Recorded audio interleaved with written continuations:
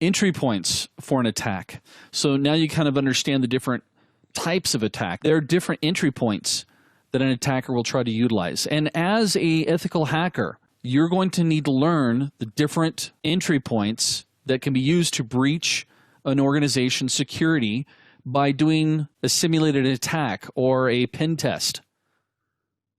Some of the most common entry points for an attack include remote networks. This type of entry point usually comes from the internet or over the internet. An ethical hacker needs to try to break or find a vulnerability from the outside. You don't just test inside, we test from the outside. And we also don't just test from the outside, we also test from the inside.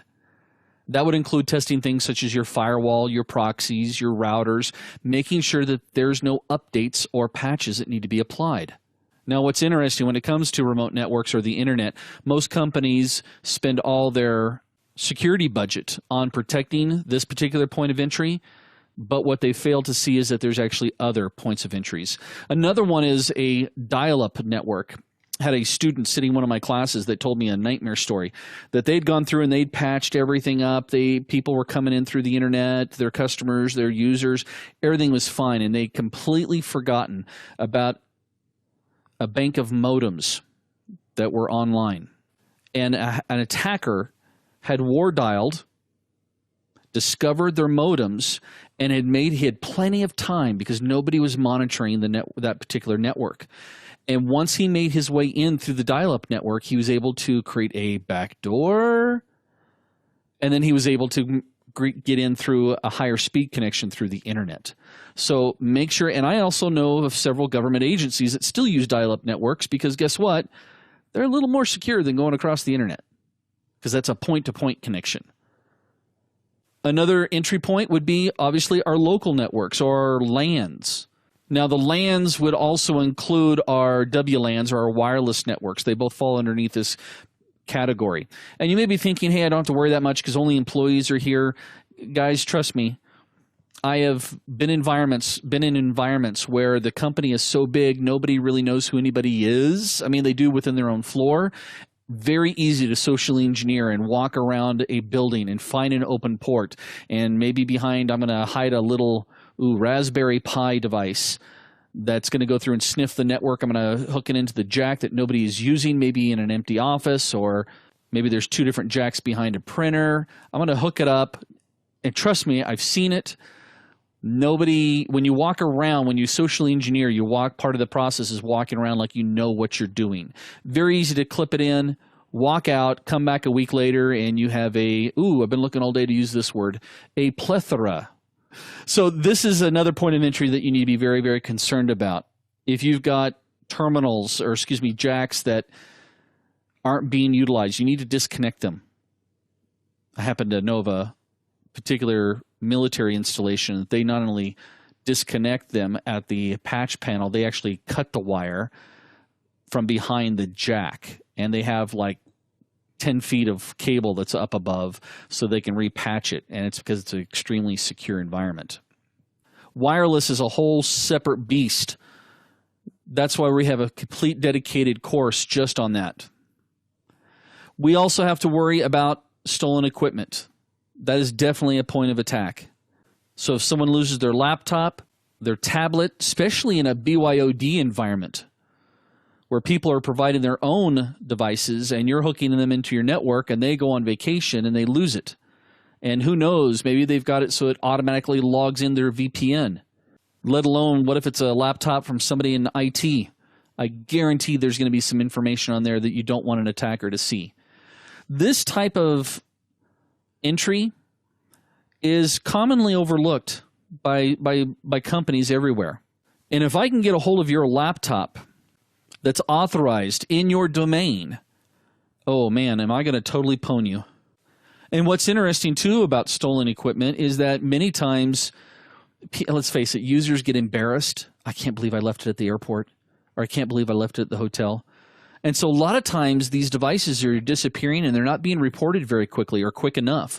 And again, this is where part of that training mechanism comes into play so that we can get it locked out as quickly as possible. Social engineering is also another entry point. Now, again, we have a full course coming up for you guys on social engineering. But the concept here is that we're hacking humans. And we can do that across a phone. I can call up and say, hey, Julie, maybe she's the front receptionist. Hey, Julie, this is Fred Johnson at the IT department. Listen, I just did some stuff to give you more permissions to some files that we're about ready to come online. Can you do me a favor? We're going to test this really fast. Can you just give me your username and password? I'm going to try to log in and see if you have access to the resources that you need. Now, I know you may be thinking, come on, Dale, that's not going to really work. Trust me, it works. If it didn't work, something this stupid and simple, then I would not be getting emails about me being royalty in South Africa or me winning the lottery somewhere. This can also, social engineering can also be done face-to-face. It requires someone a little more bolder. In fact, I'm going to give you a homework assignment. Go watch Catch Me If You Can if you haven't seen it, and look at it from a security perspective. I also recently just saw a clip from a late-night TV show where they were going out on the street talking with people and saying, hey, we're just trying to see if people will tell us how they've come up with their password.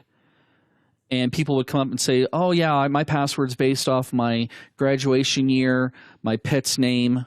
My password is based off of my graduation, the year I graduated, and my pet's name. And without missing a beat, the interviewer goes, oh, really, where'd you go to school? And they'd be like, oh, I went to Hurricane High. Really? I had a friend who went there. What year did you graduate? And they go, oh, I graduated in 97. Okay, there's the first part of the password. And then they go, you have a pet? What kind of a pet do you have? Oh, I got a little chihuahua. Oh, that's so cute. What's his name? Oh, it's Fred. Trust me, if it wasn't that easy, they wouldn't be doing it. So social engineering, this again comes back to that training aspect as far as it being extremely important. Then we have physical entry. This kind of goes back to that local network thing. Obviously, it requires me to have physical entry into your environment.